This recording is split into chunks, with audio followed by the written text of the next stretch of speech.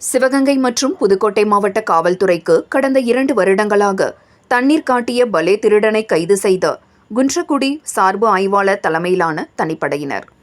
சிவகங்கை மாவட்டம் காரைக்குடி அருகே உள்ள குன்றக்குடி மற்றும் காரைக்குடி வடக்கு காவல் நிலைய சரகத்திற்கு உட்பட்ட பகுதிகளில் 40ற்கும் மேற்பட்ட பூட்டியிருக்கும் வீடுகளை உடைத்து கொள்ளையடித்த கொள்ளையனை பிடிக்க சிவகங்கை மாவட்ட காவல்துறை கண்காணிப்பாளர் ஆசிஷ் ராவத், காரைக்குடி டிஎஸ்பி பார்த்திபன் ஆகியோரின் உத்தரவின் பேரில் குன்னக்குடி காவல் சார்பு ஆய்வாளர் பழனிக்குமார் தலைமையில் தனிப்படை அமைக்கப்பட்டு தனிப்படை காவல்துறையினர் விருதுநகர் மாவட்டத்தைச் சேர்ந்த பொன்ராஜ் வயது 43 இவர் மேல் தஞ்சாவூர், ஈரோடு, திருநெல்வேலி, தென்காசி ஆகிய மாவட்டங்களில் பல்வேறு திருட்டு வழக்குகள் நிலுவையில் உள்ள நிலையில் கடந்த 2 வருடங்களாக காரைக்குடி, குன்றக்குடி மற்றும் புதுக்கோட்டை மாவட்டங்களில் இரவு நேரங்களில் பெலினோ காரில் வந்து பூட்டிய வீடுகளை நோட்டமிட்டு 40ற்கும் மேற்பட்ட வீடுகளை உடைத்து தங்கம், வெள்ளி மற்றும் பல்வேறு பொருட்களை திருடி சென்றுள்ளார்.